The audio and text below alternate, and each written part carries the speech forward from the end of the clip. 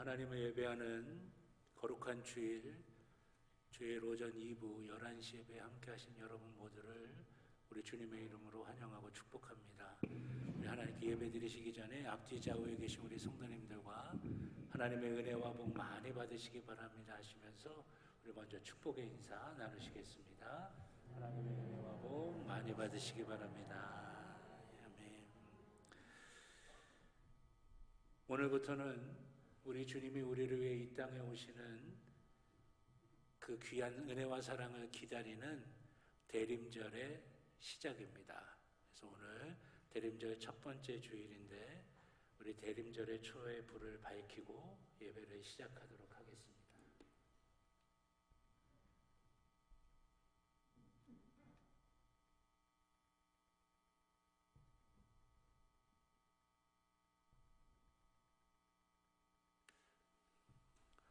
우리 주님을 기다리는 마음으로 우리 주님에게 집중하면서 우리 하나님께 예배드리겠습니다. 다 같이 마음을 하나님께로 모으시고 자리에서 일어나셔서 임내찬송 27장 하나님께 찬양드리겠습니다.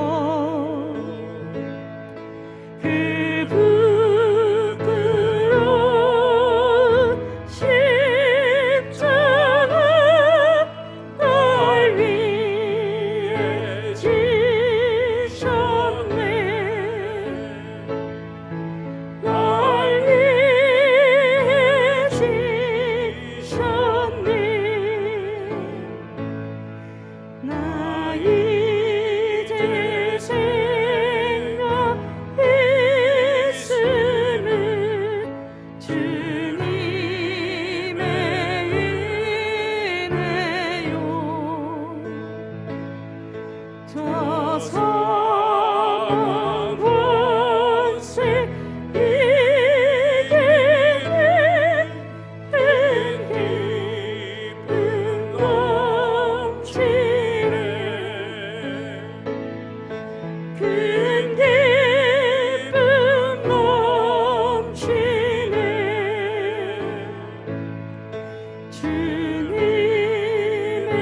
보좌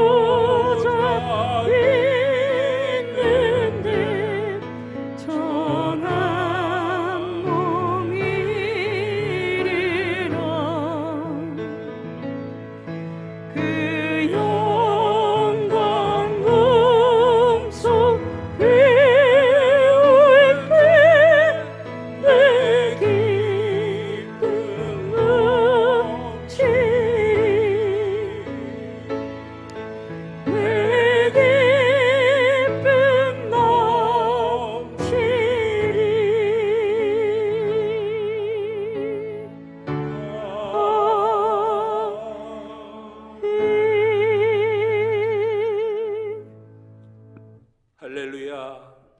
호흡이 있는 자마다 여호와를 찬양할지어다. 아멘.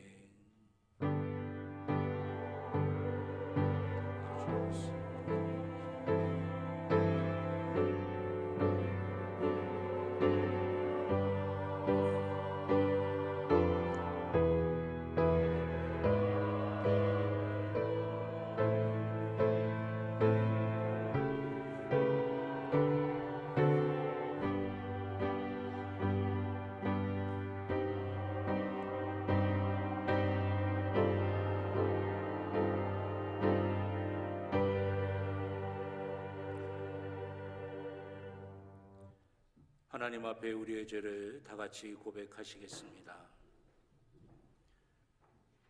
우리를 위해 이 땅에 오시는 주님을 기다리는 대림절 첫 번째 주일에 주님께 예배드리면서 저희의 죄를 고백하며 용서하심을 구합니다.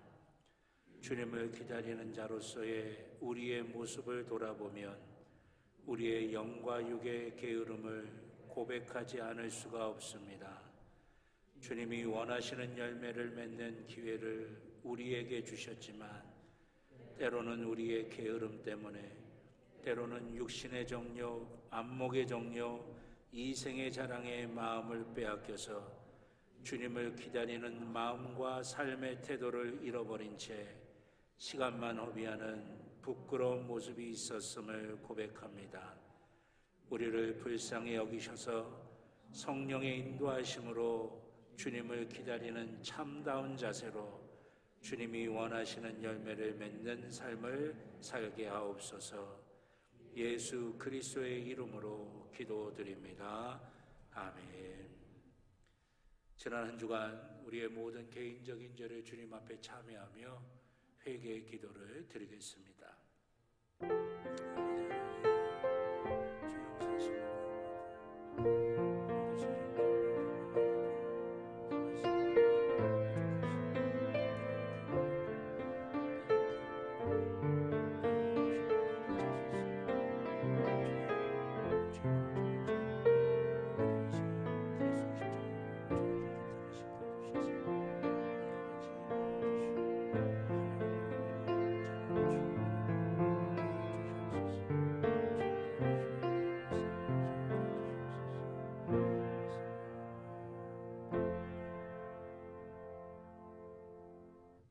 우리를 용서하시는 하나님의 말씀을 들으시기 바랍니다.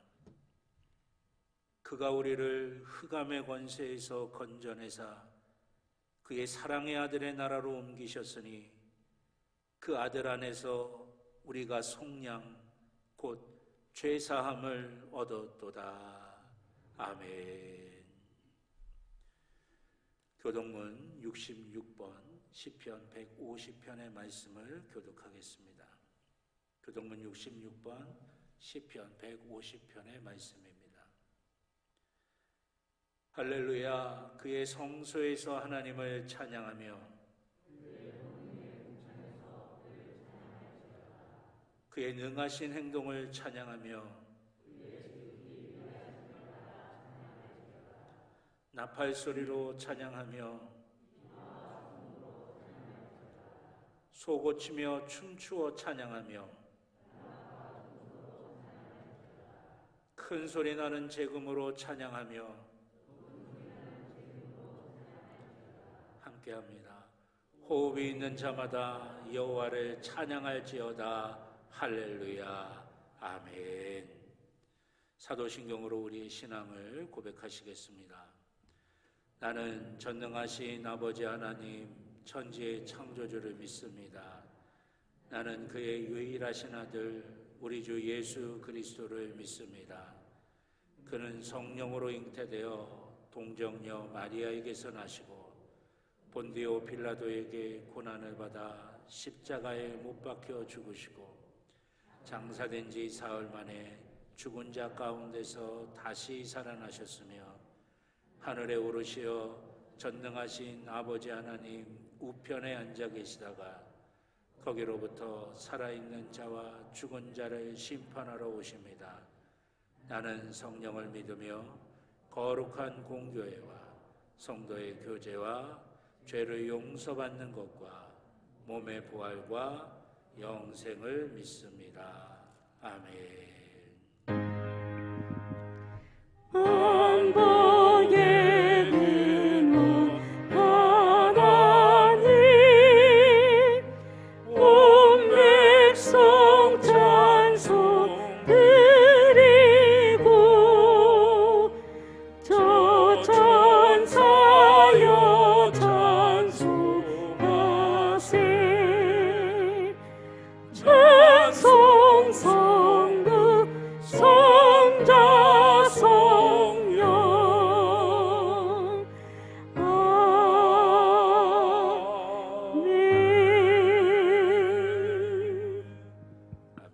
자리에 앉아주시기 바랍니다.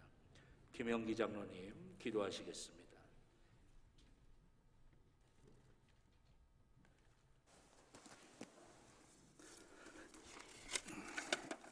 다 함께 기도하시겠습니다. 사랑과 은혜가 풍성하신 하나님 아버지, 저희를 사랑하시사 독생자 예수님을 이 땅에 보내시어 하늘나라 자녀 삼아주신 아버지께 온 마음과 정성을 다하여 경배와 찬양을 올려드리오니 받아주시고 이 자리에 함께하여 주시옵소서. 참 좋으신 하나님, 저희의 인생을 주관하여 주시고 선한 길로 이끌어 주신 은혜에 감사를 드립니다. 저희들이 삶을 살아감에 있어서 날이 갈수록 주님 안에 큰 평안을 더욱 알게 하심도 감사를 드립니다. 사랑의 주님, 매 순간의 생활 속에서 주님의 말씀보다 저희들이 생각이 앞섰던 모습을 아버지 이 시간 회개하오니 주님의 보혈의 피로 깨끗하게 정결하게 씻어 주시옵기를 간절히 또한 기도드립니다. 매 순간마다 주님의 말씀보다 저희들의 생각이 앞섰던 모습 또한 저희들이 회개하오니 주님께서 항상 지켜 인도해 주셨고 겸손함으로 가장 지혜로우신 주님만 의지하게 하시옵소서. 주님께서 멈추라고 말씀하시면 주저없이 멈추게 하시고 가라고 말씀하시면 의심 없이 가는 믿음을 갖게 하여 주시옵소서. 선한 목자이신 주님을 잊지 않기를 간절히 기도드립니다. 때로는 보이지 않는 희미함 속에서도 주님만을 따르는 저희들이 되게 하여 주시옵기를 또한 간절히 기도드립니다. 우리 성도님들, 육신의 질병과 경제적 어려움 속에서 있는 그런 성도님들, 넘어지고 낙심하는 우리 성도님을 위해 기도합니다. 하나님 아버지, 이들의 기도와 간구에 기울여 주셔서 물질은 채워주시고 질병은 떠나가게 하시며 말씀을 통하여 영이 회복되는 복된 시간이 되게 하여 주시옵기를 또한 간절히 기도드립니다. 오직 주님만 바라보고 저희의 앞길을 하나님께 온전히 맡기며 기도로 승리하는 온 성도님들이 되게 하여 주시옵기를 간절히 기도드립니다. 이제 주님, 2022년을 허락하신 주님, 이제 2022년 한 달밖에 남지 않았습니다. 주님께서 베풀어 주신 은혜에 감사를 드리며 아버지 모든 일들이 주님 은혜 가운데서 아버지 잘 마무리될 수 있도록 도우심 역사, 지키심 역사, 인도하심 역사가 함께해 주셨기를 또한 간절히 기도드립니다. 이제 2022년을 결산하는 당회와 2023년을 시작하는 구역회 위에도 주님께서 함께해 주셔서 아버지 은혜 가운데서 아버지께 영광 돌려드리는 저희들이 되게 하여 주시옵기를 또한 간절히 기도드립니다. 이 시간 주님의 말씀 전하시는 담임 목사님 영육간의 강건함을 7배나 더하셔서 하늘의 신령한 말씀을 전하실 때 피곤치 않게 하시고 전해지는 말씀에 우리의 심령이 거듭나는 복된 시간 되게 하여 주시옵기를 또한 간절히 기도드립니다. 찬양으로 하나님께 영광 돌려드리는 할렐루야 찬양대원들을 축복해 주시고 저들이 드리는 찬양이 하나님께는 영광이요 우리 성도님들에게는 은혜의 시간이 되게 하여 주시옵소서. 외를 위해 헌신하는 손길들이 있습니다. 이들의 기도와 간구에 응답하여 주시고 축복하여 주시옵소서. 이 시간 하늘의 문을 활짝 넓게 열어주시고 충만한 주님의 능력이 온 성도님들을 변화시켜 주시는 일을 간절히 바라오며 우리 주 예수 그리스도의 이름으로 감사하며 간절히 기도드렸사옵나이다. 아멘.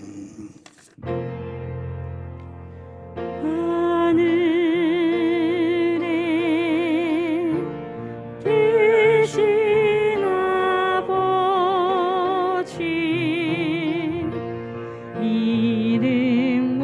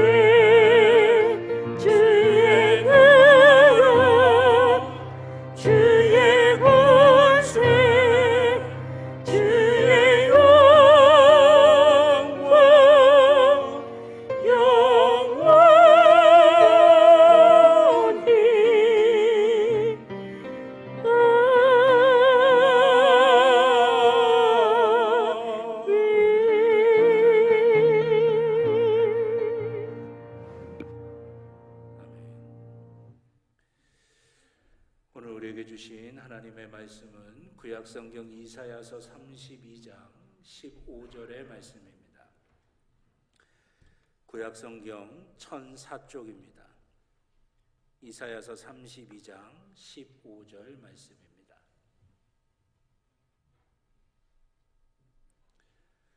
구약성경 이사야서 32장 15절, 구약성경 1004쪽의 말씀, 우리 한 절의 말씀 다 같이 한 목소리로 함께 봉독하도록 하겠습니다. 마침내 위에서부터 영을 우리에게 부어주시리니 광야가 아름다운 밭이 되며 아름다운 밭을 숲으로 여기게 되리라. 아멘. 할렐루야 찬양대 하나님께 찬양 드리겠습니다.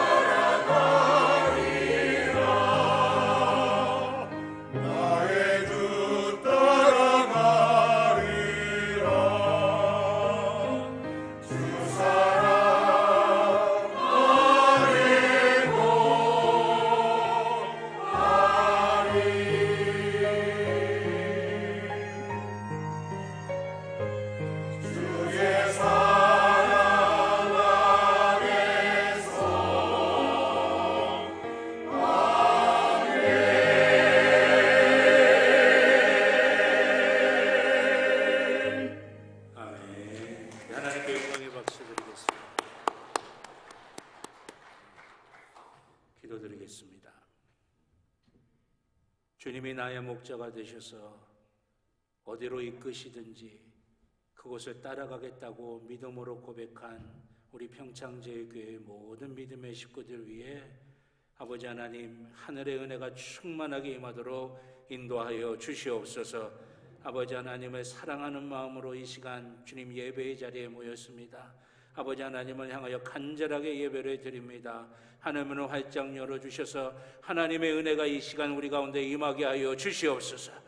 우리의 영을 만져주시옵소서. 성령 충만하게 하시고 은혜로 가득 채워지게 하여 주시옵소서.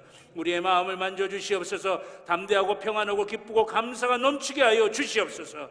우리의 육신을 만져주시옵소서. 연약한 것들이 치유되게 하여 주시옵소서. 병든 것들이 고쳐지게 하여 주시옵소서. 강건함을 누리게 하여 주시옵소서. 우리의 가정 위에, 자녀 위에, 삶의 모든 것들 위에 하나님의 것이 충만하게 임하게 하여 주시옵소서. 아버지 하나님, 간절한 자들에게 은혜 주신다고 약속하셨사오니 주를 향하여 간절해지는 마음을 허락하여 주시사 하늘의 은혜가 우리 가운데 충만하게 임하여서 세상에 나가 승리하며 살아가는 귀한 주의 자녀들 되게 하여 주시옵소서. 말씀 앞에 섭니다. 거룩한 두려움이 우리 가운데 있게 하여 주시사 경건하게 주의 말씀을 대하게 하여 주셔서 그 말씀 하나라도 떨어지지 아니하게 하여 주시고 우리의 심령이 차곡차곡 쌓여지게 하여 주시사 말씀 때문에 살아가게 하여 주시옵소서. 말씀 때문에 변화되게 하여 주시옵소서. 말씀 때문에 더 깊이 주님을 만나게 하여 주시옵소서. 부족한 종의 입술에 성령의 기름을 부으시사 사람의 말이 아닌 하나님의 말씀이 되게 하여 주시고 사랑하는 성도들의 심령마다 함께 하여 주셔서 하나님의 말씀이 하나님의 말씀으로 들려지는 귀한 복과 은혜가 있게 하여 주시옵소서. 감사드리며 예수님의 이름으로 기도드렸습니다. 아멘. 할렐루야, 할렐루야. 오늘 이 거룩한 예배의 시간에 우리 하나님 우리와 함께 하셔서 우리의 삶의 모든 것들 뿐만이 아니라 우리의 모든 것들을 만지시고 온전케 해주실 줄로 믿습니다. 가슴에 손을 대고 믿음으로 고백하십니다. 나는 하나님의 복입니다. 아멘. 내가 가는 길은 복된 길이고 내가 앉는 자리는 복된 자리입니다. 아멘. 예배는 회복입니다. 예배는 능력입니다. 예배는 축복입니다. 아멘. 여러분, 우리가 믿음으로 하나님 앞에 고백한 그대로 우리 하나님 들으시고 또 우리 가운데 역사하실 줄로 믿습니다. 이 자리가 회복의 자리, 능력의 자리, 축복의 자리가 되어질 줄로 믿습니다. 오늘 귀한 찬양대 찬양의 은혜 많이 받았습니다. 은혜 많이 받으셨죠? 박수로 한번 격려해 주셨으면 좋겠습니다. 예의도 발라 딱 일어나서 인사하시는 하나님께서 정말 귀하게 받으신 음악인 그 찬양인 줄로 믿습니다. 오늘 이사야서 32장 15절의 말씀을 가지고 차원이 다른 삶 10번째 광야에서도 주님의 은혜를 누리는 삶이라고 하는 제목으로 함께 은혜를 나누도록 하겠습니다. 차원이 다른 삶이라고 하는 주제로 하는 것은 오늘까지 이제 마감을 짓고요. 이제 다음 주서부터는 또 하나님 주신 은혜대로 말씀을 준비해서 함께 은혜를 나누겠습니다. 지난 주서부터 이스라엘 성지순례를 마치고 또 이스라엘 성지순례 가운데 하나님께서 주신 은혜로 말씀을 증거하면서 함께 나누고 있습니다. 지난주에는 갈릴리 호숫가, 그 호숫가에 오신 주님에 대한 이야기를 함께 나눴어요. 오늘은 광야에 대한 이야기를 나누려고 합니다. 이스라엘 성지순례를 가면서 갈릴리 호수와 함께 꼭 보고 싶었던 곳이 바로 이스라엘 광야였습니다. 출애굽한 이스라엘이 약속의 땅을 향해 걸어갔던 곳이 광야였고 또 우리 주님께서 머무셨던 곳이 광야였습니다. 아브라함, 이삭, 야곱이라고 하는 믿음의 족장들이 걸어갔던 그곳이 바로 광야였어요. 그 광야를 온전히 느끼고 누려보고 싶은 마음이 있었습니다. 이스라엘은 광야의 민족이라고 불릴 만큼 국토의 많은 부분이 광야로 구성되어 있습니다. 이스라엘의 영토는 남북으로는 길쭉하게 되어 있고 동서로는 짧게 되어 있어요. 그것을 여러분 우리가 단면 물을 딱 자르면 물의 단면이 보이듯이 이스라엘 영토를 딱 자르면 이스라엘 영토의 높고 낮음이 보여지게 됩니다. 이것이 북쪽 또 중간 또 남쪽에 이스라엘 영토를 딱 단면으로 잘랐을 때 나타나는 모습이에요. 서쪽이 파란색으로 나타나 있는 것이 지중해입니다. 이제 지중해에서부터 평야가 시작되고 셰펠라라고 불리는, 성경에는 평야라고 표현되지만 평야는 조금 달라요. 약간 구릉지대, 나지막한 언덕 같은 모습들이 쭉 시작이 됩니다. 그것이 끝나면 예루살렘까지 급격하게 경사가 올라가요. 온도가 4도에서 5도 정도 차이 날 정도니까 꽤 급격하게 올라가는 겁니다. 그리고 나서 예루살렘을 지나가면 저 북쪽에 있는 헐몬산에서부터 물이 떨어지는데, 물이 나오기 시작하는데 갈릴리 호수 또 요단강 사해로 이어지는 중앙에 이런 호수가 나오기 전까지 급격하게 또 내리막길이 됩니다. 그래서 여러분, 선한 사마리아의 비유에 주님께서 말씀하실 때 예루살렘에서 여리고로 내려가다가 라고 말씀하세요. 주님께서. 그게 뭐냐면 내리막길이라고 하는 거예요. 급격하게 내려갑니다. 그리고 나서 그 물이 있는 지역을 지나고 다시금 동부 쪽에 가면 높은 고산지대가 형성이 됩니다. 그리고 그 끝은 바로 사막과 연결이 되어져 있어요. 그래서 지중해에서 넘어오는 비구름이 평야지대와 그 구릉지대인 셰펠라 지역에 비를 다 뿌리고 나면 이제 급격하게 올라가서 예루살렘까지, 그리고 그 헐몬산에서 내려오는 물들이 갈릴리 호수, 요단강 또 사해를 만들어내기 그 지역까지, 그 중간 지역은 비가 내리질 않는 거예요. 그리고 동쪽과 남쪽에 사막이 있는데 그 사막에서 불어오는 뜨겁고 건조한 바람 때문에 그곳이 바로 광야가 되는 지역입니다. 풀 한 폭이 자라나지 않는 광야가 되는 거예요.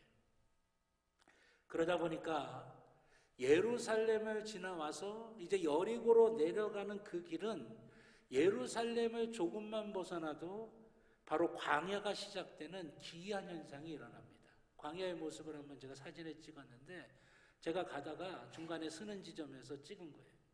풀 한 폭이 나지 않는 척박한 땅이 수십 킬로, 수백 킬로, 차를 타고 몇 시간씩 가는 동안에도 이런 모습이 계속해서 반복이 되고 있는 겁니다. 그래서 여러분, 성경에 나오는 이스라엘의 날씨와 기후도 이런 지형과 연관이 되어 있습니다. 누가복음 12장 54절로 55절에 보면, 또 무리에게 이르시되 너희가 구름이 서쪽에서 이는 것을 보면 곧 말하기를 소나기가 오리라 하나니 과연 그러하고, 남풍이 부는 것을 보면 말하기를 더우리라 하나니 과연 그러하니라. 그렇게 말씀하세요. 구름이 서쪽에서 인다는 건 뭡니까? 지중해 쪽에서 비구름이 일어나는 거예요. 그러면 비가 내릴 것이다 라고 사람들이 이야기하는 거예요. 남풍은 뭡니까? 사막 지역에서 뜨겁고 건조한 바람이 불면 날씨가 이제 더워질 것이다 이야기하는 거예요. 맞는 이야기죠. 그래서 지중해 쪽에서 바람이 부는 10월서부터 3월은 우기인 것이고, 또 사막에서 바람이 부는 4월서부터 9월은 이스라엘의 건기, 비가 오지 않는 그런 날씨예요. 저희가 성지순례를 갔던 게 11월 초인데요. 도착하고 그 다음날 하루, 또 그 다음날 하루, 한 이틀 정도는 비가 내리더라고요. 비가 내리면서 날씨가 흐렸어요. 이제 우기가 시작이 되는 거죠. 덕분에 그렇게 뜨겁지 않게, 그렇게 덥지 않게 한 22도에서 26도 사이를 왔다 갔다 하면서 아침에는 또 10몇 도까지 떨어지면서 그렇게 다닐 수가 있었습니다. 이스라엘의 도로도 이 이스라엘의 지형에 영향을 받게 됩니다. 이스라엘을 남북으로 관통하는 큰 도로는 두 개입니다. 이스라엘의 도로망인데요. 첫 번째는 뭐냐? 지중해를 끼고 평야지대를 관통해서 해변가를 따라가는 도로예요. 그 빨간 도로 가운데 바닷가에 붙어있는 도로가 바로 이 도로입니다. 여기는 가장 좋은 길이라고 그러죠. 그럴 수밖에 없어요. 넓은 평야, 구릉지대, 평탄한 길로 또 푸른 곡창지대를 지나가니까 가장 좋은 길이죠. 이 길은 역사의 이 성경에 보면 대부분 블레셋, 가나안 땅, 가나안 족속이었던 블레셋이 있었던 지역이 바로 이와 같은 곳입니다. 여기는 외국으로부터 수입하기도 좋아서 그 당시에 이스라엘 역사 과거 구약에 보면 대부분 청동기 무기를 가지고 있었는데 이 블레셋만은 철기의 무기를 가지고 있어서 강력한 군사력을 가지고 있었던 나라예요. 이 두 번째 중요한 도로는 왕의 도로라고 불리는 도로입니다. 이것은 동쪽 맨 오른쪽에 파란색으로 되어 있는 도로예요. 고원 지역을 관통하는 도로인데 이 도로는 무역상들이 잘 활용했던 도로입니다. 이 길을 차지하는 민족은 그래서 상거래를 통해서 많은 부를 축적할 수 있었던 도로예요. 구약에 보면 에돔, 암몬, 모압, 길르앗, 아람 역시 가나안 족속들이 차지하고 있었던 도로입니다. 그럼 이스라엘은 어디에 있었느냐? 그 중간에 얼기설기 빨간색으로 엮여져 있는 그 도로입니다. 중앙 산지, 아까 설명한 대로 광야예요. 비가 잘 오지 않는 지역, 물이 귀한 지역입니다. 그곳에서 양과 염소를 키우면서 살고 있었던 겁니다. 이 길을 족장들의 길이라고 부릅니다. 브엘세바, 헤브론, 베들레헴, 예루살렘, 실로, 사마리아, 성경에 등장하는 많은 지역이 이 길들 가운데 있습니다. 대부분 광야입니다. 이 메마른 광야에서 가장 중요한 것은 바로 물입니다. 비가 오지 않으면 다른 방법이 없기 때문에 오직 하나님만을 의지할 수밖에 없는 거예요. 하나님만을 바라보며 살 수밖에 없는 곳입니다. 그래서 광야는 하나님을 바라보는 장소이고 또 실제로도 하나님을 만나는 장소이기도 합니다. 모세는 광야에서 떨기나무 가운데 임하신 여호와 하나님을 만났어요. 그 모세가 떨기나무 가운데서 하나님을 만나는 것으로 출애굽의 여정은 시작이 되는 것입니다. 다윗도 사울 왕을 피해서 도망 다닐 때 어디로 갔느냐? 광야에 들어가서 숨었어요. 광야 그 척박한 땅에서 하나님의 인도하심을 경험하고 하나님의 은혜를 체험하면서 이 다윗이 어렵고 힘든 상황에도 믿음이 자라나게 되었다라고 하는 것입니다. 세례 요한은 광야에서 회개를 선포했습니다. 주의 길을 선포했어요.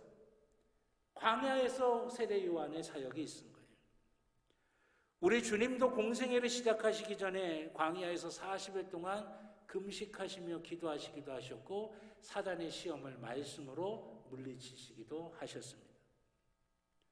그래서 하나님께서 애굽에서 노예로 있었던 이스라엘 민족을 끄집어내서 약속의 땅에 들여보내실 때에 이스라엘 민족이 그 노예 근성을 버리고 하나님의 백성답게 하나님의 자녀답게 살 수 있도록 훈련시키시기에 가장 최적화된 곳이 바로 이 광야였기 때문에 하나님은 40년 동안 이스라엘을 광야에서 먹이시고 입히시며 이끌어 가시며 하나님의 자녀답게 되라고 하나님의 백성답게 되라고 그곳에서 훈련을 시키신 것입니다. 하나님의 훈련은 늘 이런 모습입니다. 화려한 세상을 볼 것인가 아니면 하나님만을 바라볼 것인가. 이제 가나안 땅에 들어가서 그곳에 있는 그 화려한 문화들, 그곳에 있는 그들의 유혹하는 수많은 것들, 또 그곳에서 믿는 사람들이 섬기는 우상들, 그걸 바라볼 이스라엘 백성들이 거기에 흔들리지 아니하고 오직 하나님만을 바라볼 수 있도록 하나님만을 바라보는 그 광야에서 40년 동안 인큐베이터처럼 이스라엘 민족을 하나님이 훈련시키셨던 것이에요. 가이사라 빌립보라고 하는 그 당시 최첨단의 도시에서도 주님은 제자들에게 묻습니다. 너희는 나를 누구라 하느냐? 지금 너희의 눈이 휘둥그레질 정도로 만드는 이 엄청난 것들을 바라보면서 너희는 나를 누구라 하느냐? 그때 베드로가 고백합니다. 주는 그리스도시요 살아계신 하나님의 아들이십니다. 주님이 뭐라고 말씀하세요? 너의 믿음, 그 믿음의 고백 위에 내 교회를 세우겠다. 그렇게 말씀하고 있는 거예요. 세상 보지 않겠습니다. 내 눈 잡아 끄는 그 화려한 거 보지 않겠습니다. 하나님만을 바라보겠습니다. 그것이 교회의 터전이라고 하는 것이에요. 광야는 그런 곳입니다. 하나님만을 바라보는 곳이고 그래서 하나님을 만나게 되는 곳이 바로 광야라고 하는 것이에요. 이런 기대감을 가지고 예루살렘을 떠나 광야에 들어갔습니다. 말 그대로 끝없이 펼쳐지는 광야였어요. 여기서 어떻게 사람이 살 수 있을까? 지금도 베두인들은 그 광야에서 살고 있습니다. 이 길을 어떻게 지나갔을까? 여기에 어떻게 머무를 수 있었을까? 광야를 지나가면서 그 생각에 사로잡히게 됐어요. 그러던 제게 두 가지의 인상 깊은 장면이 눈에 들어왔습니다. 첫 번째가 끝없이 펼쳐지던 광야에 갑자기 나무가 숲을 이루고 있는 겁니다. 식물들이 자라나고 있는 모습이에요. 광야가 있었는데 이 사진에도 보듯이 바로 옆에 광야가 있어요. 그런데 나무가 숲을 이루고 있는 겁니다. 풀들이 자라고 있는 거예요. 도대체 어떻게 된 일일까? 나중에 설명을 들어보니까 지금 이 현대의 이스라엘들은요, 관을 아주 튼튼하게 만들어서 저 멀리 물이 있는 곳에서부터 호수관을 쫙 연결을 해가지고요, 그 광야에 물이 똑 떨어지게 만든다는 거예요. 많이 주는 것도 아니래요. 그냥 똑 계속해서 떨어지게 만든대요. 거기다가 나무를 심고 풀을 심으면 뿌리가 그 물을 찾아갖고 자기가 알아서 깊게 들어가가지고요, 나무가 자라고 풀이 자라나게 된다는 거예요. 그래서 광야를 지금 부분적으로 그렇게 만들면서 숲을 만들고 식물들이 자랄 수 있도록 만드는 그런 일들을 하고 있다라고 하는 것이죠. 정말 대단한 일 아닙니까? 아무것도 자랄 수 없고 생명이 자랄 수 없는 그곳에 관을 물 있는 곳에서부터 길게 끌어와가지고 거기에다가 똑 물을 떨어뜨리게 만들어서 기어코 나무 숲을 만들고 풀들이 자라게 만드는, 제가 그걸 보면서 깜짝 놀랐어요. 가는 곳마다 가만히 자세히 보니까 이 호수들이 계속 연결되어 있더라고요. 얼기설기 연결되어 있어요. 키부츠에서 하루를 잤는데 거기에도 호수들이 다 연결이 돼 있어갖고 거기서 물이 떨어져서 풀들이 자라고 꽃들이 피고 나무들이 자라게 되는 거예요. 그런데 가만히 생각해 보니까 이런 모습은 이스라엘의 구약 시대에도 있었고 신약 시대에도 있었고 로마에 항쟁하던 시대에도 있었어요. 예루살렘 성에는 히스기야 터널이라고 하는 곳이 있습니다. 아수르라고 하는 나라가 이스라엘을 공격을 하는데 그 당시 전쟁은 뭐냐면 공격을 받는 사람들이 성 안에 들어가 있어서 문을 꼭 잠그고 있으면 방법이 없대요. 그럼 공격하던 사람들은 어떻게 하냐면 성을 뺑 포위해가지고 1년이고 2년이고 3년이고 4년이고 기다리는 거예요. 뭘 기다려요? 그 안에 음식이 떨어지고 물이 떨어질 때까지 기다리는 거예요. 그러면 버티다 못 버티겠으면 문 열고 나와서 항복하는 거예요. 이게 성을 둘러싼 전쟁의 모습이었대요. 히스기야가 아수르가 공격해 온다는 소식을 들으니까 급하게 이제 싸워야 되니까 어떻게 했냐면 예루살렘 성 밖에 있는 기온샘이라고 하는 곳에서 이스라엘 성 안으로 물을 끌어들이려고 땅을 파고서 굴을 해가지고 그 물 수로를 만든 거예요. 그래서 이스라엘 성 안으로 수로를 연결한 겁니다. 그 연결된 곳이 어디냐? 바로 실로암 연못이라고 하는 것이에요. 그래서 기온샘에서부터 실로암 연못까지 연결을 하는 거예요. 그런데 문제는 이 기온샘이 적들에게 들통나면 안 되잖아요. 그러니까 거기를 커다란 돌로 가로막아 버렸어요. 덮어버렸어요. 그리고 물이 흐르는 소리가 나면 안 되니까 기울기를 너무 급하게 하면 안 되니까 겨우 물이 흘러갈 정도로만 하는 거예요. 그래갖고 시간이 없으니까 바깥에서 파고 성 안에서 파갖고 중간에서 만나자고. 그럼 한번 생각해 보세요. 평평하게 파는 것도 아니고 기울기를 줘서 파는 건데 그 중간에 안 만나면 서로 끝까지 또 가야 되는 거예요. 근데 놀랍게도 중간에 딱 만나게 된다라고 하는 거죠. 어디서 많이 보던 사람이 나오죠? 거기 지나가면서 사진을 찍은 거예요. 그걸 만나게 하는 게 얼마나 놀라운 기술입니까? 현대에도 터널을 뚫을 때 중간에 만나는 것도 엄청나다고 이야기하는데 그 당시 구약의 시대에 그걸 만나게 만들 정도로 큰 기술이 있었다라고 하는 것입니다. 또 이스라엘 성읍 곳곳에서는 비가 오면 그 비가 다 사라지지 않도록 물을 한 곳으로 모으게 합니다. 그리고 수로를 만들어 갖고 거대한 물 저장소로 그 물을 모아요. 얼마나 깊고 크냐면 저기 지금 내려가는 모습이에요. 엄청난 양의 물을 거기다가 빗물을 모아두는 거예요. 쓰려고. 여러분 신약에 와서 헤롯 시대일 때는 급기야는 어떻게 했냐면 땅 위로 우리나라 예전에 지금도 그렇죠. 농업 용수할 때 위로 이렇게 지나가게 고가처럼 그렇게 만든 것처럼 그 헤롯 시대에는 커다란 물이 지나가는 통로를 만들어서 저 위로 물이 지나가게 만든 거예요. 전 처음 봤을 때 무슨 성인 줄 알았어요. 그랬더니 그게 아니라 물이 지나가는 그런 다리를 만들어 놓은 거예요. 그래서 이게 뭐 아주 긴 거리도 막 뺑뺑 돌아서 그렇게 갈 수 있게 만들어 놨다라고 하는 겁니다. 현대 이스라엘은 어떻습니까? 각종 첨단 산업, 인공지능 산업, 로봇 산업, 기술 집약적인 산업이 발달했습니다. 또 우리가 잘 알듯이 작은 나라이지만 주변의 수많은 아랍 국가의 전쟁에서 승리하는 강력한 군사력도 가지고 있습니다. 정말 대단한 사람들이고 대단한 나라입니다. 근데 그렇게 생각하는 순간에 가슴 아픈 장면 하나가 제 눈에 들어왔어요. 그것이 바로 두 번째 인상 깊었던 것인데, 그것은 바로 아랍과 이스라엘을 가로막는 분리장벽입니다.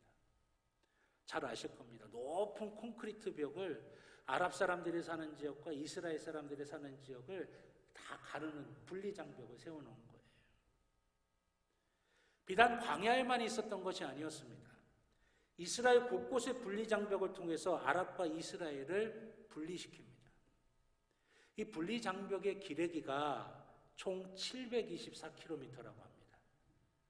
724km. 여러분, 우리나라 서울에서 부산까지가 몇 킬로예요? 482km 정도 된다고 합니다. 그러니까 서울에서 부산 갔다가 다시 돌아와서 대전 지나서 올 정도, 그 기레기까지가 되는 것이겠죠. 근데 여러분, 이스라엘의 크기가 얼마인 줄 아십니까? 우리나라 경상남북도만 하대요. 우리나라 한 도에 불과한 거죠. 그곳에 그 길이의 분리장벽이 있다고 하는 것은요, 어디를 가든지 다 나뉘어져 있다라고 하는 거예요. 분리가 되어 있다라고 하는 겁니다. 사실 이와 비슷한 모습은 이스라엘을 순례하면서 곳곳에서 경험했습니다. 20대에 앳된 청년들이 군인이 되어서 완전 무장을 하고 총을 들고 군사작전 하듯이 시내 곳곳을 경비하며 지키고 서 있습니다. 히브리 대학교라고 하는 이스라엘에 있는 유명한 대학교에 들어가게 되는데 못 들어가요. 그냥 검문 검색을 다 해야 됩니다. 소지품 다 넣어놓고 겉옷 다 벗어서 엑스레이를 통과하면서 하나하나 뭐가 있는지 다 살펴야 됩니다. 왜 그런가 하니 테러가 있다는 거예요. 가방을 들고 간 채 거기다 놓고서 빵 터져가지고 수많은 사람들이 죽고 그런다는 거예요. 그래서 하나하나 다 검색을 합니다. 예루살렘 성 안에서도 유대인 구역, 이슬람 구역, 로마 카톨릭 구역, 동방 정교회 구역, 이렇게 네 부분으로 나눠가지고 다른 구역으로 넘어갈 때는 다 삼엄한 어떤 검문 검색의 과정을 지나가야 거기로 들어갈 수가 있게 되는 거예요. 지난주에도 말씀드렸지만 주님이 십자가를 지고 가신 길을 비아돌도로사라고 부르는데 예루살렘 시장통 한가운데 있습니다. 여러분, 시장이라고 하는 것이 뭐예요? 사람들이 일상을 살아가는 곳 아닙니까? 물건을 사고 물건을 파고 아는 사람들을 만나고 차도 한잔하고 그러는 곳이에요. 근데 그 시장길 안에서 아랍 사람들과 이스라엘의 군인들이 충돌을 합니다. 총을 쏠지도 모른다는 위협이 팽배해집니다. 팔레스틴 사람들과 이스라엘 사람들이 죽고 죽이는 일들이 비일비재하게 일어난다라고 하는 거예요. 제가 지금까지 말씀드린 곳은 전쟁이 일어나는 지역이 아닙니다. 그들의 평범한 삶이 살아가고 있는 곳이에요. 그런데 그곳이 마치 전쟁터처럼 살벌하고 이쪽과 저쪽으로 구분되어서 서로 의심하고 경계합니다. 검문하고 서로 적대감을 갖고 있습니다. 높다란 콘크리트 벽을 쌓고 철책을 설치하고 검문 검색대를 만들어서 하나하나 다 살펴봐야 겨우 안심이 되는 거예요. 사실 유대인들은 2차 세계대전 중에 이런 일들을 자신들이 당했습니다. 독일의 나치에 의해서 살던 집에서 다 쫓겨나고 나치가 만들어놓은 게토라고 하는 구분된 지역에 유대인들만 모여가지고 재산 다 뺏긴 채 거기서 살았어요. 거기서도 안 되니까 이제는 포로 수용소로 끌고 가서 홀로코스트 같은 곳에서 인간의 존엄이라고는 찾아볼 수 없는 극심한 어떤 그런 고통과 아픔을 겪었던 사람들입니다. 그런데 그런 그들이 이제는 자신이 당했던 일을 똑같이 다른 사람에게 하고 있다라고 하는 것이죠. 그들의 인사는 샬롬입니다. 평안하기를 비는 거예요. 삶의 상황이 그러하니 그럴 수밖에 없다는 생각이 들었어요. 그러다가 불현듯 이런 질문이 떠올랐습니다. 광야 같은 불가능한 곳에서 나무가 숲을 이루게 만들고 수많은 기술과 능력을 갖고 있고 또 권능도 갖고 있고 힘도 갖고 있고 모든 걸 다 갖고 있는 것 같은데 그렇게 그들이 간절하게 바라는 일상의 평화, 일상의 안녕은 도저히 이룰 수 없는 것인가? 그렇다면 진정한 샬롬을 이룰 수 있는 그 참다운 능력은 과연 어떤 것일까? 이런 고민이 있었던 중에 가이드문과 이런저런 궁금한 것을 이야기 나누다가 메시아닉주에 대한 이야기를 하게 됐습니다. 메시아닉주, 유대인이지만 유대교를 믿는 게 아니라 예수를 나의 구주로 믿고 나의 메시아로 고백을 하면서 그 예수님을 믿는 복음 가운데 있는 그리스도인들을 이야기하는 거예요. 저는 사실 이 메시아닉주가 사도행전에서 사도 바울이 복음을 증거하는 것을 방해하는 율법주의적인 그리스도인, 유대주의적인 그리스도인 정도로만 이해를 했었어요. 그런데 아니더라고요. 그분의 말씀은 달랐습니다. 예수를 나의 구주로 고백하면서 신앙생활 열심히 하고 있는 참으로 복음적인 사람들이랍니다. 그리고 제가 더 충격적인 이야기를 들었어요. 예수님을 구주로 영접한 유대인들과 또 아랍인들 가운데 예수님을 구주로 영접한 아랍인들이 있어요. 아랍인 그리스도인들과 유대인 그리스도인들이 함께 예배를 드리면서 서로 믿음의 한 공동체를 이루고 한 형제자매처럼 믿음 가운데서 서로를 섬기고 서로를 보살피면서 서로 함께 신앙생활을 하고 있다라고 하는 것입니다. 일어날 수 없는 일들이 일어나는 거예요. 서로 죽고 죽이고 하는 것이 매일같이 일어나고 원수처럼 으르렁대고 미워하고 갈등하고 서로를 의심했던 그들이 복음이 들어가니까 예수를 믿는다는 그 이유 하나 때문에 그들이 하나가 되고 서로를 섬기며 서로를 사랑하고 아낄 수 있게 됐다라고 하는 것이죠. 그들의 능력과 기술로 광야 같은 땅에 나무의 숲을 이루고 풀들이 자라게 만들 수 있었습니다. 인공적인 산을 만들고 그 위에 화려한 왕궁을 지어서 그 아래를 굽어보며 내려보며 살아갈 수 있었어요. 각종 첨단 산업과 기술 또 금융산업으로 막대한 부를 이룰 수 있었습니다. 강력한 군사력으로 주변의 아랍국들을 다 물리치고 그들을 위해 군림할 수는 있었지만 그들의 평범한 일상 속에서 샬롬, 안녕, 평안을 누리지는 못했어요. 늘 불안과 공포였고 늘 의심이었고 늘 죽음의 위협이 상존했었어요. 평범하고 소소한 일상에서 평안도 누리지 못하는데 거대하고 엄청난 일을 한들 무슨 의미가 있겠습니까? 아직도 어린 자녀들이 총을 들고 매일같이 생사가 오고 가는 것을 겪는데 그 부모들에게 진정한 평안이 있을 수 있을까요? 거기에 물이 흐르고 나무가 무성한 숲이 된들 막대한 불을 이룬들 강력해진들 서로 죽이려고 하고 서로 미워하고 갈등하고 다투고 그러고 있는데 그게 무슨 의미가 있겠냐는 것이에요. 그러나 예수님을 구주로 영접한 유대인들과 아랍인들은 서로를 형제자매로 여기는 것입니다. 엄청난 기술과 능력, 군사력, 힘, 그걸로도 하지 못한 일을 하나님께서는 이들을 통해서 하고 계신 것입니다. 진정한 숲과 샬롬이 바로 여기에 있는 것입니다. 진정한 능력은 하나님의 은혜인 것입니다. 그러면서 오늘 읽은 본문의 말씀이 떠올랐어요. 마침내 위에서부터 영을 우리에게 부어주시리니 광야가 아름다운 밭이 되며 아름다운 밭을 숲으로 여기게 되리라. 아멘.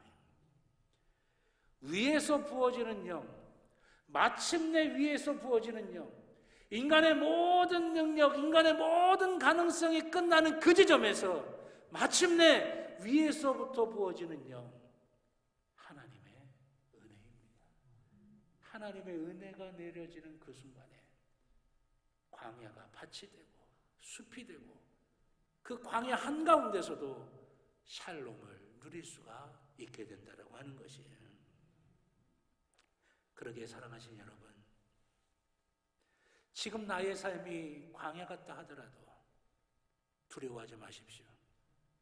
그 광야는 마침내 위로부터 임하는 하나님의 은혜가 가장 강력하게 임하게 되는 곳이에요. 그렇기 때문에 소망하셔야 됩니다. 하나님, 내 삶이 광야 같아요. 내 인생이 광야 같아요. 내 가정이 지금 광야 같아요. 그러니 하나님의 은혜가 필요합니다. 하나님의 은혜 아니고서는 살 수가 없어요. 부어주시옵소서. 하나님의 은혜가 부어져서 이 광야가 숲이 되고 이 광야가 샬롬이 되고 이 광야 가운데 하나님의 은혜를 충만하게 누리게 하여 주시옵소서. 구하시기 바랍니다. 지금 만족하십니까? 그렇다면 초심을 잃어버리지 말아야 합니다. 은혜가 사라지면 모든 것이 사라지는 것이에요. 감사하고 겸손하십시오. 더욱 은혜를 사모하십시오. 주님을 향한 초점을 잃어버려서는 안 됩니다.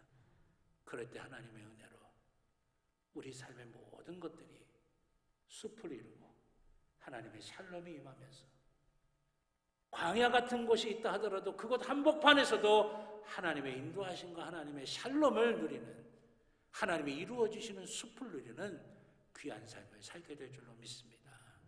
그 은혜가 저 여러분 모두 가운데 있기를 주님의 이름으로 축원합니다. 기도하겠습니다. 좋으신 아버지 하나님, 감사합니다.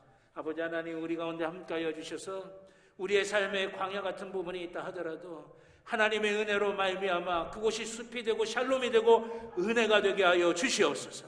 하나님의 선하신 역사를 충만하게 누리게 하여 주시옵소서. 주께서 주의 사랑하는 자녀들 위해 함께하여 주실 줄로 믿고 감사드리며 예수님의 이름으로 기도드렸습니다. 아멘.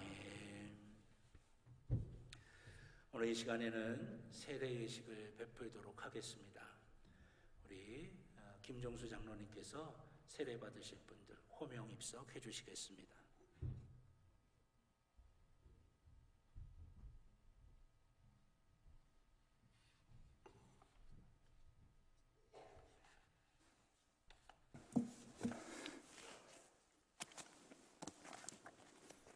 호명 입석하겠습니다.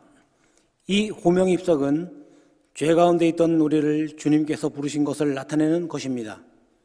지금 호명되신 분들은 하나님께서 부르시는 음성으로 듣고 아멘으로 화답하며 앞으로 나오시기 바랍니다. 홍인옥 성도님,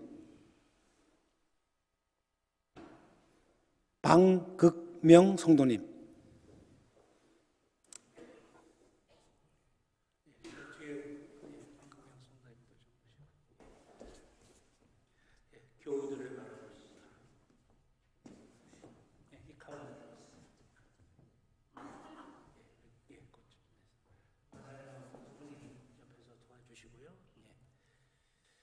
사랑하는 교우 여러분, 우리 주 예수 그리스도께서 말씀하시기를 사람이 거듭나지 아니하면 하나님 나라를 볼 수 없느니라고 말씀하셨고, 또 너희는 가서 모든 백성으로 제자를 삼아 아버지와 아들과 성령의 이름으로 세례를 주라고 분부하셨습니다. 그러므로 오늘 우리 주 예수 그리스도의 이름으로 세례를 베풀고 이를 통해 성도의 공동체에 참여시키는 이 거룩한 예식에 기쁨으로 참여하시기를 바랍니다. 세례를 위한 기도를 드리겠습니다. 전능하시고 영원하신 하나님 아버지, 이제 세례를 받으러 나온 이들을 받아주사 모든 죄를 용서하여 주시옵소서. 이들이 옛사람을 벗어버리고 새사람으로 변화되게 하시며 성령의 권능으로 악의 세력을 이기게 하옵소서. 이 시간 우리 모두 세례를 통하여 베풀어 주시는 영원한 복을 즐거워하며 주님께서 약속하신 영생에 이르게 하여 주시옵소서. 우리 주 예수 그리스도의 이름으로 간절히 기도드립니다. 아멘. 이제 신앙 고백과 문답을 하겠습니다. 우리 성도님들은 다 자리에서 일어나 주시기 바랍니다. 세례를 받기를 원하시는 분들은 이제 하나님과 우리 성도님들 앞에서 진실한 대답을 해주시기 바랍니다. 앞에 화면을 보시면서 앞에 화면에 나와 있는 대로 대답해 주시기 바랍니다. 여러분은 만물의 창조자이신 하나님과 구세주이신 예수 그리스도와 우리의 지도자이신 성령을 믿으며 죄사함을 받아 죽음에서 구원되었음을 믿으며 주님의 교회를 통하여 하나님 나라가 확장되며 주님께서 친히 우리와 함께 계심과 주님의 의와 사랑의 최후 승리를 믿으며 영원히 살 것을 믿습니까? 감사합니다. 여러분이 회개함으로 말과 생각과 행위에 있어서 하나님의 뜻과 성경에 어긋나는 것을 버리기로 결심하였습니까? 여러분이 예수 그리스도께서 당신들을 구속하신 주님으로 믿고 사람들 앞에서 증거하기로 작정하였습니까? 여러분이 기독교 대한감리회의 교리와 장정을 지키고 평창제일교회의 규칙과 성례를 지키며 몸과 마음과 정성과 시간과 재물을 바쳐서 교인된 의무를 힘써 다하겠습니까? 여러분이 하나님의 은혜를 힘입어 선교와 교육과 봉사 등 교회 모든 활동에 적극 참여하시겠습니까? 예, 감사합니다. 믿음으로 잘 고백하셨습니다.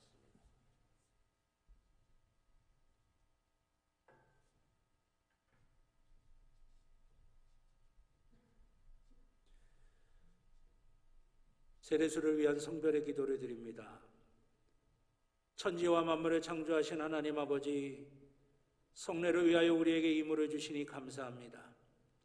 우리 주님께서는 물과 성령으로 세례를 받으시고 제자들을 부르사 세례를 통해 그리스도의 죽으심과 부활에 연합하게 하셨으며 모든 나라 백성을 그리스도의 제자로 삼아 주셨습니다. 이제 하나님께서 이물을 성별하여 주시옵소서. 성령의 능력이 이물 위에 임하여서 세례를 받는 이들의 죄를 씻기시고 새 사람으로 변화시켜 주사 부활하신 주님과 함께 영원히 살게 하옵소서. 우리를 죄와 죽음에서 구원하신 예수 그리스도의 이름으로 기도드립니다. 아멘.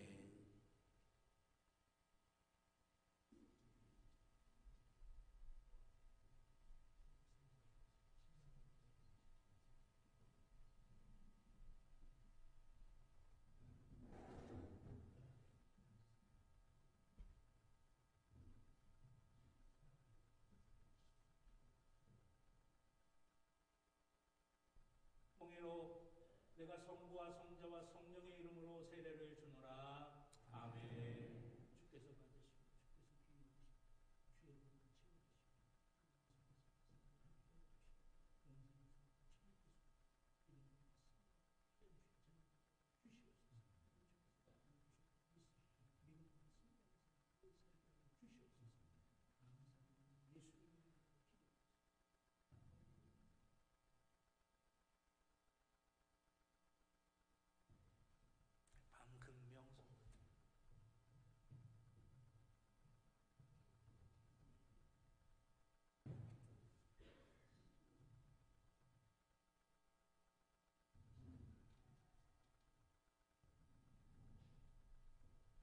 방금명 내가 성부와 성자와 성령의 이름으로 세례를 주노라. 아멘.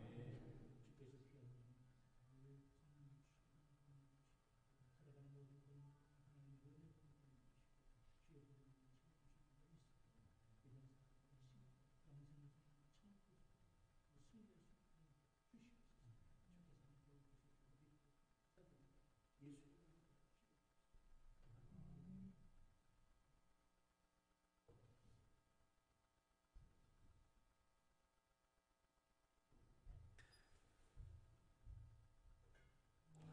우리 세례 받으신 분들은 우리 성도님들을 향해 저 써주시기 바랍니다. 예, 천천히.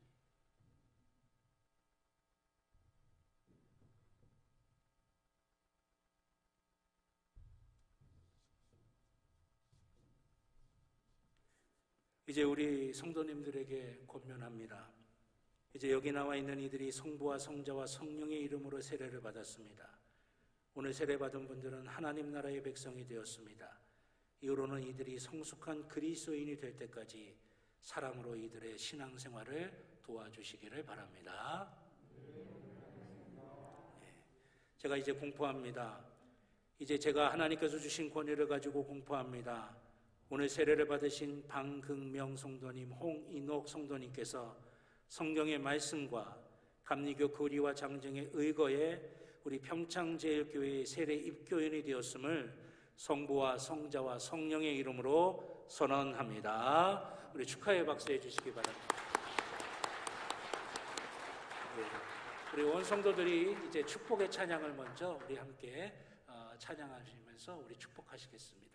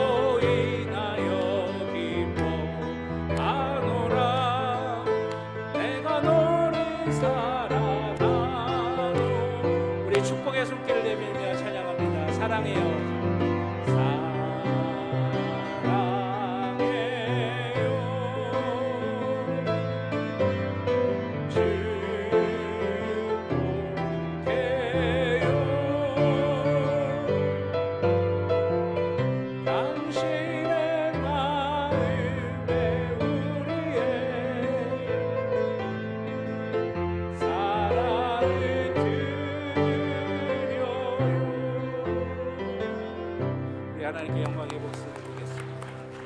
우리 먼저 교회에서 준비한 세례를 축하하는 꽃다발을 우리 장로님들께서 먼저 전달해 주시겠습니다. 또 우리 선물 준비한 거 있으시면 축하의 선물 하시기 바라겠습니다.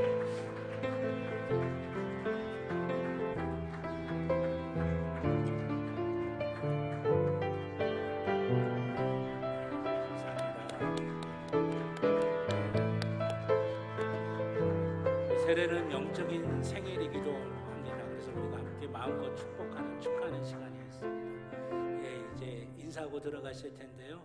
여러분들 축복의 박수 힘차게 쳐주시기 바랍니다. 우리 인사하시고 들어가시겠습니다. 축하합니다. 축복합니다. 다 자리에 앉아주시기 바라겠습니다. 찬송가 340장 함께 찬양하시면서 드리신 예물 하나님께 봉헌하겠습니다. 마지막 3절은 다 일어나서 찬양하시겠습니다. 304장입니다.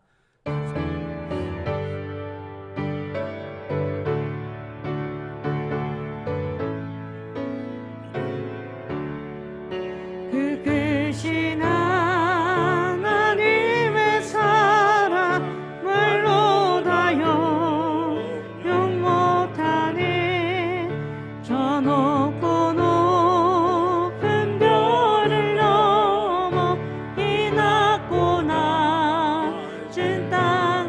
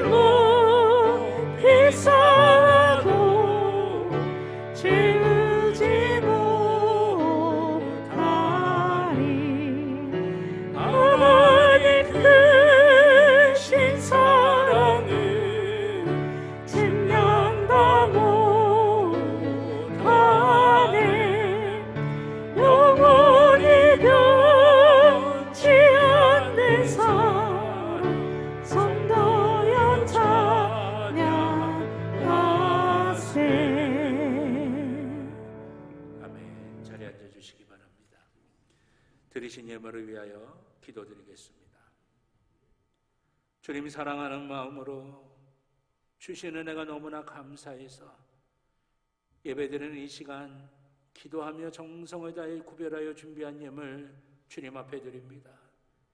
주님을 향한 우리의 믿음이 담겨져 있고 주님을 향한 우리의 사랑이 담겨져 있는 예물인 줄 믿사오니 하늘문을 활짝 열어주셔서 하나도 남김없이 다 흠양하여 주시사 하나님의 복으로 가득가득 채워지게 하여 주시옵소서.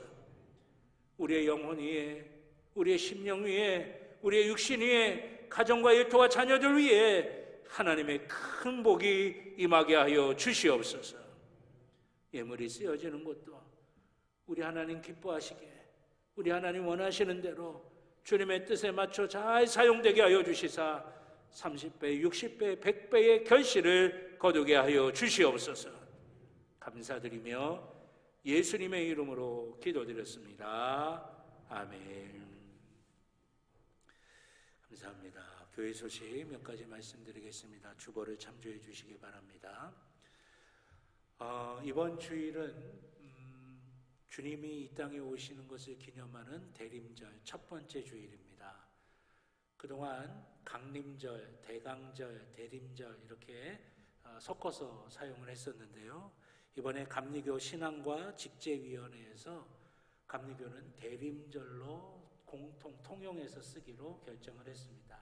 그래서 앞으로는 우리가 주님 오심을 기다리는 절기는 대림절로 이제 부를 겁니다. 그래서 오늘서부터 시작해서 주님이 오신 성탄절까지 대림의 절기입니다. 우리가 대림의 절기는 경건하게 또 간절하게 주님의 오심을 기다리며 믿음 가운데서 잘 보내셔서 성탄의 기쁨이 더욱더 충만해지실 수 있기를 주님의 이름으로 축원합니다. 예배당에서는 개인 방역과 교회에서 진행하는 방역 지침에 철저히 따라주시길 바라겠고요. 오늘 오후 예배 사회는 박용도 장로님, 기도는 박창성 권사님이십니다. 다음 주 오후 예배 사회는 최현미 권사님, 기도는 박의순 권사님이십니다. 기도하시면서 준비하실 수 있길 바라겠고, 오늘 세례예식 하나님의 은혜 가운데 함께 우리가 세례예식을 할 수 있어서 너무나 감사하고요. 오늘 세례 받으신 분들에게 믿음의 복과 또 하나님의 선한 복이 가득하시기를 주님의 이름으로 다시 한번 축원합니다. 성경 일독학교 계속해서 마지막 과정, 올해 마지막 과정 진행 중에 있습니다. 또 각 선교회 오늘까지 총회 또 임원 2023년도 임원 선출한 거 오늘까지 다 보고해 주시기 바랍니다. 이명환 교육행정 목사님과 이상희 선교부장 장로님에게 보고해 주시길 바라겠고요. 또 호산나 찬양대 단합대회가 오늘 오후 4시 오리마당에서 있습니다. 웨슬리 전도대 11월 30일 수요일 오전 9시 50분 사무실에서 기도하고 출발합니다. 2022년도 당회는 이제 다음 주죠. 12월 4일 주일 오후 예배 후에 있습니다. 오늘까지 각종 보고서 오늘까지 다 제출해 주시길 바라겠고요. 2022년도 하반기 유아 아동 세례 예식이 11월 11일 오전 2부 11시 예배에 있겠습니다. 신청은 12월 7일까지 교육행정 목사님하고 이상희 장로님에게 해주시길 바라겠고요. 세례받을 아동 유아의 부모 교육이 11월 11일 세례받는 날 오전 10시 10분 2층 새가족실에서 있겠습니다. 평차부 어르신을 위한 장수식당 우리 코로나로 인해서 반찬 배달로 하고 있는데요. 어제 11월 26일에 여성교회에서 애쓰시면서 또 반찬 봉사 해주셨습니다. 감사를 드리고요. 당회 준비 및 공천기획위원회가 오늘 오후 예배 후에 목양실에서 있겠습니다. 우리 장로님들은 오후 예배 드리고 목양실로 모여주시길 바라겠고요. 오늘 이 시간에 새가족 양육 사주과정 수료식이 있습니다. 우리 김완형 성도님, 방극명 성도님, 이용자 성도님이십니다. 앞으로 나와주시길 바라겠습니다.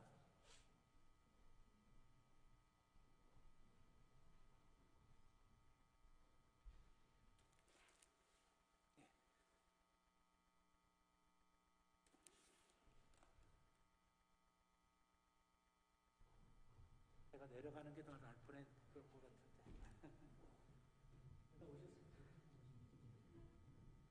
사주과정을 다 마치셨으면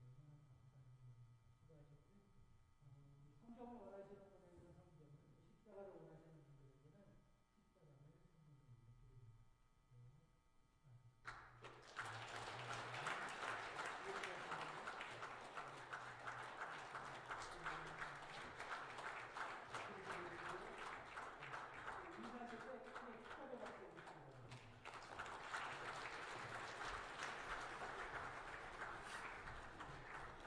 예, 꽃다발도 선물해 드리시고 또 우리 소케아 성교회에서 또 이렇게 또 귀하게 선물해 주셨습니다. 예, 감사합니다. 우리 귀하게 박수해 주시고요. 우리 제가 잠깐 기도하겠습니다. 예, 집사님, 예, 오세요. 예, 선물 올라오세요. 드리세요. 예. 아이고, 감사합니다. 예, 예, 감사합니다. 예. 자, 잠깐 기도하겠습니다. 하나님, 오늘 천하보다 귀한 김한영 성도님, 방극명 성도님, 이용자 성도님 사주가정을 다 마치고 이렇게 수료식을 할 수 있게 해주셔서 감사합니다. 우리 교회에서 은혜 더 많이 받게 해주시고 하나님의 복을 더 많이 누리게 하여 주셔서 믿음의 뿌리가 더 굳건하게 내려져서 하나님 기뻐하시는 귀한 삶을 사시도록 인도하여 주시옵소서. 주께서 함께 하시고 주께서 역사하여 주실 줄로 믿고 감사드리며 예수님의 이름으로 기도드렸습니다. 아멘. 감사합니다. 예, 내려가세요. 예, 우리 권사님도 도와주시고요. 예. 감사합니다. 이번 주 제단미화는 우리 조종혜 권사님 가정에서 생일 감사로 헌물하셨습니다. 우리 생일 맞이하신 권사님과 또 귀한 가정 위해서도 여러분들이 축복하시며 기도해 주시기를 바라겠습니다. 우리 옆에 있는 분들하고 한 번 더 인사하실까요? 한 주간도 승리하시길 바랍니다 하시면서 승리하시길 바랍니다. 우리 다 자리에서 일어나셔서 파송의 찬송 주님 말씀하시면 찬양 드리겠습니다.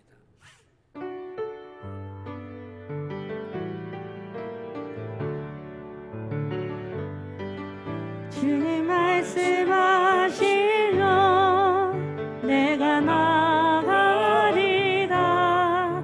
주님 뜻이 아니면 내가 멈춰서리라. 나의 가고 서는 것 주님 뜻에 있으니 오 주님 나를 이끄소서.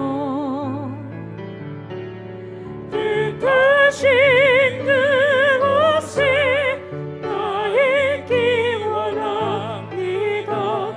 이끄시는 대로 순종하며 살리니 연약한 내 영혼 통하여 일하소서. 주님 나라와 그 뜻을 위하여 오 주님 나를 이끄소서. 이제는 우리 주 예수 그리스도의 구원의 은혜와 하나님 아버지의 무한하신 사랑하심과 성령님의 감화 감동 인도하여 주시는 귀한 은총이 주의 사랑하는 자녀들의 머리 위에, 그 가정 위에, 그 일터 위에, 그 살아가는 모든 삶의 길들 위에 이제로부터 영원토록 함께하여 주시옵기를 간절히 축원하옵나이다. 아멘.